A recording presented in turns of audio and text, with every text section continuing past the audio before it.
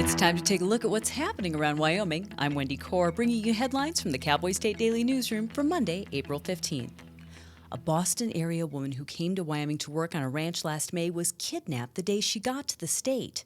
But despite that traumatic experience, Janelle Gibson told Cowboy State Daily's Claire McFarland that she chose to build a life here anyway. And she drove across the country with her brother, dropped him off at an airport, was headed to Walmart to get a bath towel and other necessities. And this guy approached her and basically threatened her and said horrible things would happen if she didn't go with him for the day, and said, "You'll live. I'll let you go at the end of the day."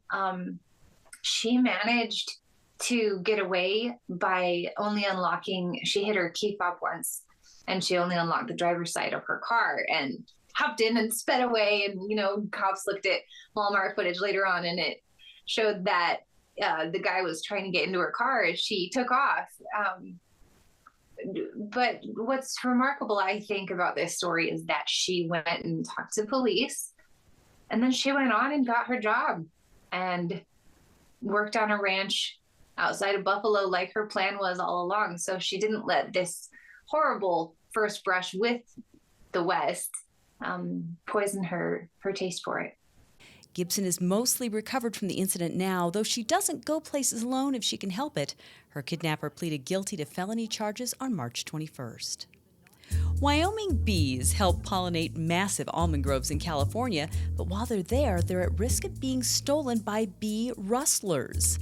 Like the cattle rustlers of the Old West, modern-day bee rustlers are organized, determined, and crafty. But Cowboy State Daily's Mark Hines reports that it would be more difficult for those bad actors to get away with a crime like that in Wyoming.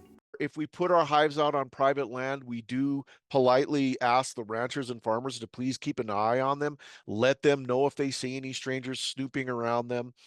He said it's probably a big problem in California because they have huge almond groves there, and people will contract their bees out to pollinate the almond groves. And that's when these thieves swoop in and steal the bees. The demand for bees in California has become so intense that some farmers will hire bee rustlers to go swipe hives off others' land. Wyoming coal supplies power for millions of Americans, provides thousands of high-paying jobs, and could be the secret to achieving silky, smooth, and healthy skin. That's what a group of investors willing to spend hundreds of millions of dollars of money is betting on. Energy reporter Pat Mayo says Sandy, Utah-based Tri-Site has bought 136 acres of land near the Naughton coal-fired power plant in Kemmerer and is digging up the landscape to make way for a new line of skincare cosmetics made from coal.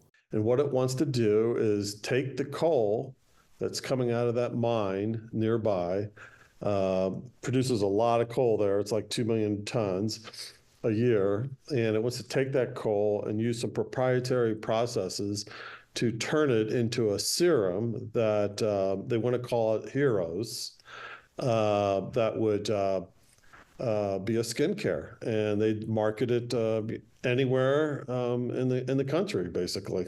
Tri-Site is juggling many projects to turn coal into something green rather than burning it for power generation.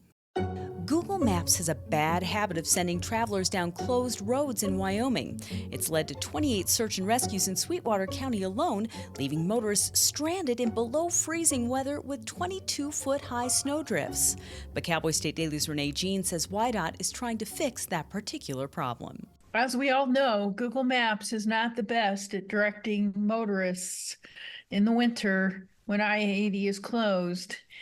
People have ended up stranded in places with snow up to 16 to 20 feet deep, places where they are very far from a working cell phone tower, very far from a gas station. It's just a tragedy that's been waiting to happen. And there have been dozens of search and rescues during the winter because of that. But so WYDOT has just announced that it has succeeded in opening up, improving third-party access to this data about road closures and road maintenance to hopefully help curtail that in the future. Wyoming's 511 app is updated in real time and includes information about road closures, strong winds, significant ice or snow, and other situations where motorists need real-time data. And the 1980 Miracle on Ice U.S. Olympic hockey team made history when a ragtag collection of the best college hockey players became a perfect team at the perfect time. That same magic was captured by this season's Team Wyoming 18U hockey team, which put 20 of the state's best youth hockey players together to win the state's first national USA Hockey Championship on April 7th in Pennsylvania. Cowboy State Daily's Dale Killingbeck said the young men overcame crazy odds to win. They had little time to practice. They played games basically one weekend a month, and then they all came together to go play 5 games in a row and win every game, putting 17 pucks in the net over those 5 games. So great job to Team Wyoming. The team's coach said the character of the team reflected the blue-collar attitude of Wyoming kids who arrived with support from their families and were ready to work. In short, they did things the cowboy way. And that's today's news. Get your free digital subscription to Wyoming's only statewide newspaper by hitting the subscribe button on cowboystatedaily.com. I'm Wendy Corr for Cowboy State Daily.